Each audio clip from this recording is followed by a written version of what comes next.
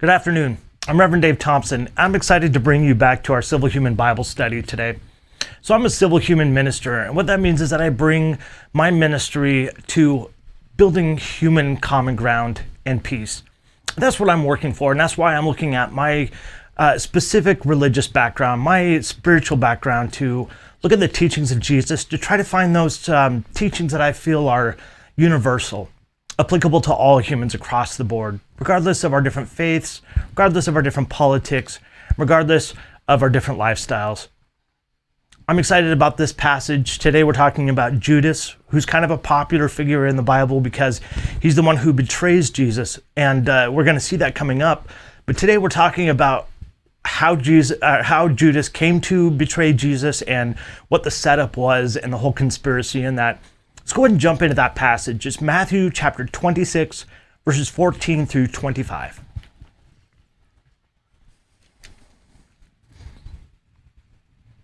Starting with verse 14. Then one of the 12, called Judas Iscariot, went to the chief priests and said, "What are you willing to give me if I deliver him to you?" And they counted out to him 30 pieces of silver. So from time to time, he sought out opportunities to betray him. Now on the first day of the feast of the unleavened bread, the disciples came to Jesus saying to him, "Where do you want us to prepare for you to eat the Passover?" And he said, "Go into the city to a certain man and say to him, 'The teacher says, my time is at hand. I will keep the Passover at your house with my disciples.'" So the disciples did as Jesus had directed them, and they prepared the Passover. Now when evening had come, he sat down with the 12. Now as they were eating, he said, "Assuredly I say to you, one of you will betray me." And they were exceedingly sorrowful, and each one of them began to say to him, "Lord, is it I?" Then he answered and said, "He who dipped his hand with me in the dish will betray me. The Son of Man goes as it is written of him, but woe to that betrayer. It would have been better for that man if he had not been born." Then Judas, who was betraying him, answered and said, "Rabbi, is it I?" He said to him, "You have said it." So I'm excited to talk about this particular passage. And the reason for that is it is remarkably relevant to us today. And to see what it was that the account of Jesus shows is the betrayal of Jesus and what it is to follow and uphold his teachings. And that may be different than what a lot of people are thinking right now, especially. And that's why I want to bring this clarity. And I want to give you and introduce you to this person, Judas, and talk a little bit about maybe what it was that drove him to actually betray Jesus. So let's walk through this passage because this gives us a good setup of what's going on and the reasons and how Judas actually betrays Jesus. So we have the opening section, right? Judas is going to the chief priest and saying to them, "Look, how much money are you going to pay me to hand over Jesus or betray Jesus?" And they say 30 pieces of silver. And so I'm going to see if this works, but this is what the pieces of silver looked like in Jesus' time, the silver coins that were used. And the equivalent of that in today's earnings would be about $4,000. So it's not, it is a significant amount of money, but it isn't certainly the kind of money that you would betray somebody for, at least in my esteem and other people's esteems. So it seems that Judas chose to betray Jesus not because he was interested in money, because that wasn't really what he's getting out of it. There had to be something else, and I think something deeper. And I want to talk a little bit about that towards the end of this passage. But first I want to talk about the rest of the passage and walk through it and what was going on. So his disciples come to Jesus and they say, "It's Passover time." And Jesus said, and they ask, "Where do you want to eat Passover?" So what is Passover? I talked a little bit about this, but essentially Passover is this annual holiday or celebration, religious holiday that Jewish people even today celebrate. And it is a celebration of the time when God took the Israelites from out of slavery under Pharaoh, the Egyptians, back in the time of Moses, and led them to the city and area of Israel and Jerusalem, which was the promised land that they were looking for. So the Passover is incredibly significant to every Jewish person because it represents their freedom and it represents the kind of commitment that their God has to them.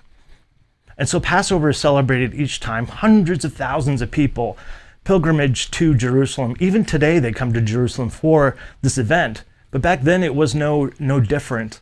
And so Jesus' disciples say, okay, so where do you want to do this? Do you want to do it here in Bethany where they're at right now, which is just south of the city? Jesus says, no, go to the city, which is Jerusalem, and talk to a certain man and tell him that I said, I want to be here with my disciples and to eat the Passover here. We're not told who this person is. It just says a certain man. I would imagine that Matthew is trying to be appropriate by not saying who it was. It's possible that he may not have recalled the man's name or the lady's name who hosted. We don't really know why he doesn't tell us who it is, but he just essentially says a person there.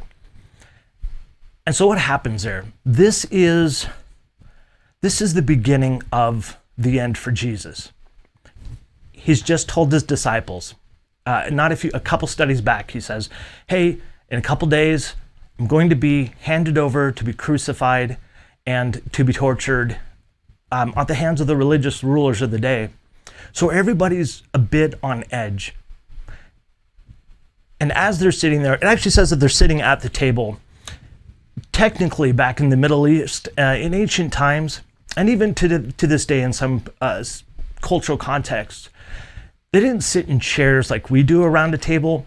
They actually would have leaned against a pillow to a table that was probably a little lower, and they really reclined at the table. And even in the text, it shows that. But they translate it to say sit because we don't recline at our tables anymore.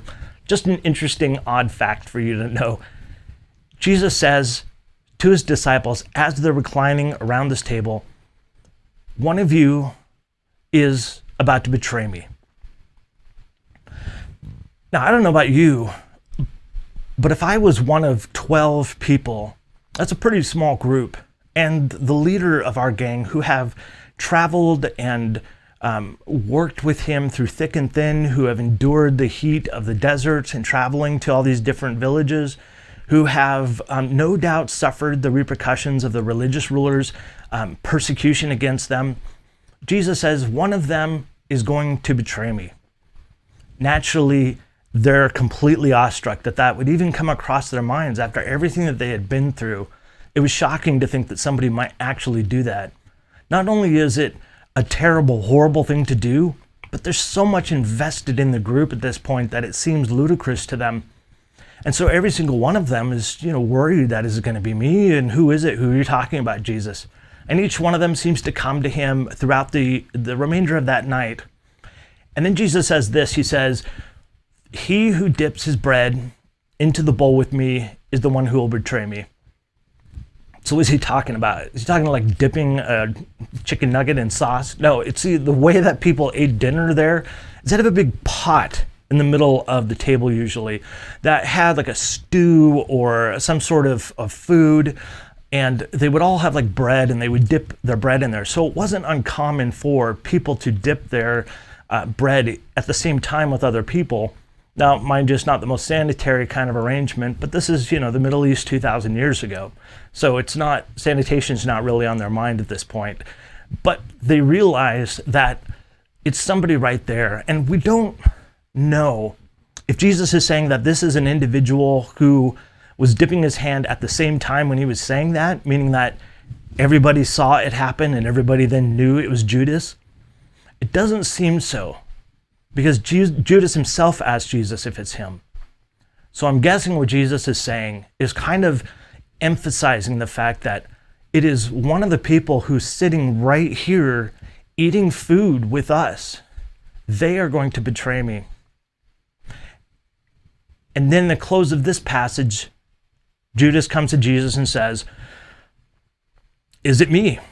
Am I going to betray you? Naturally, we know that he has just started to betray him, so he's sort of covering his tracks and maybe trying to look like he's not the guy, because obviously, if you don't ask that question, it makes you look suspicious. And so Jesus replies this weird way, you have said it. And It's a weird word to translate, a weird phrase to translate, but essentially it means you yourself have said it, or from your lips to the testimony in God's ears. It's this idea that Jesus doesn't point it out to him, which is a weird thing to me. I don't know why Jesus didn't say yes, but he points out the fact that Judas is the one who says it. So why? What is it about Judas that is so different from the rest of the disciples? Why is he the one who betrays Jesus? Was he upset? Did he just not like Jesus's attitude? Was he feeling like he was ostracized by the group? What is that would lead somebody to betray somebody who only stood up for good people and the suffering people, who only stood up against the religious rulers who were living in luxury and in all their cloistered, set-apart lifestyle that had nothing to do with helping people, really?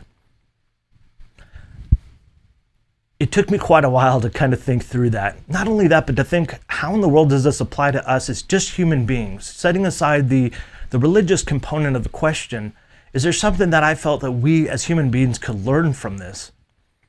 I truly believe there is. And right now, right here in the US, in our own political environment, I believe we're seeing similar things happening. We're seeing portions of the church who are seemingly handing Jesus and the church and those who follow him over to political aspirations. How does this relate to Judas? Here's how. I believe Judas, which we see early on, is this sort of firecracker individual. He's this individual who is probably a zealot. And back in the day, zealots were individuals who believed that the only way that Israel was going to survive and to become great again was that they would take over military-wise, that they would show power and violence against the Romans and overthrow their occupation and send them away. And so Judas sees Jesus. And here's this guy who is charismatic, who's doing these magical or miraculous things. So it's clear that he's somebody of power. Everybody loves him. The people are behind Jesus and are following him around everywhere he goes. So no doubt in Jesus's mind, he's thinking to himself, this is the guy. This is the one that is going to be put in political power and is going to overthrow the establishment the way it is. He's going to overthrow the Roman occupation. This is the guy that I want to sink my trust into. And then Jesus turns out to be who he really is. A person who believes that humility is greater than arrogance. That showing restraint is better than violence. That showing compassion is better than overthrowing. The Jesus that ends up coming to be in front of Judas is somebody who is willingly going to be crucified. That is not the Jesus that Judas was looking for. Judas was looking for this Jesus who was going to be a political figure and a warrior. But Jesus was fighting a completely different battle. His efforts and his occupation were not physical or violent. They were of the heart and of morals and ethics. And that world, to impact that world, takes a completely different engagement in battle. I want to talk about how this works today. When we're looking at how countries gain their independence, we can look to see those who have tried to fight, and they've done so through bloodshed. And usually what happens is that it goes back and forth until somebody, enough people die that something happens. And then we can see people like Jesus, like Gandhi, like Martin Luther King Jr., who embrace the reality that that light cannot defeat, darkness cannot defeat darkness. That light is the only thing that can do that. Anger and hurt cannot fix anger and hurt. Only compassion and love can do that. And Gandhi and Martin Luther King Jr. and Jesus created a movement and a change in this world that was cataclysmic. For Jesus, it launched a whole new, really, religion eventually that has become one of the largest religions in the world alongside a couple of others. For Gandhi, it launched the independence of the Indian people from the colonial rule of Britain. And for Martin Luther King Jr., it meant giving and equipping African American individuals in our land with the right to be free from the restraints of Jim Crow laws, be free from the restraint of those who would seek to have power over another human being. In closing, I'm disappointed that many in our church have sought to look for political and military gain as a means to change culture, who believe that power and might are the means by which we make social change. It is my hope that we can look a different direction, a direction of humility, a direction of common ground and of peace, because that is the only direction that will save us from the violence that happens when we try to control other people with our own religious and moral codes. I know many of you, like myself, are not looking forward to the days right now and coming forward in the short term because it's a presidential election in our time. I want to be a voice of encouragement to you that regardless of what the outcome is, if it's not what you were looking for, if it's an outcome that is devastating to our country and to others, I want to encourage you that peace and common ground and humility and compassion will win. It may take a little while, it may be difficult, but here's the truth of the matter. Just like Judas, who thought that being violent and being powerful and showing might and exercising authority was a way to show strength, and that meant a person was strong and brave. And then there's the truth of the matter, that it is far braver to stand in a humble position. It is far braver to not give ourselves accolades and praises. It is far harder to stand for compassion and to look for love and peace when all we feel is anger and resentment towards those who have hurt or shown injustice. But that is the only road to find peace. It's the only road to find a society and to build a society that can operate in the best interest of everybody, giving up a few things, disagreeing on a few things, but ultimately recognizing what we as human beings all agree upon, that we all want to make our own decisions about who God is and what the big answers are to the big questions, that we all want to be independent from the control of others, that we all want to be able to choose those who will have power over us, that we all want to intimately love someone of our own choosing, and that we want to live the life that we feel is going to make us happy. I want to thank you so much for joining me today.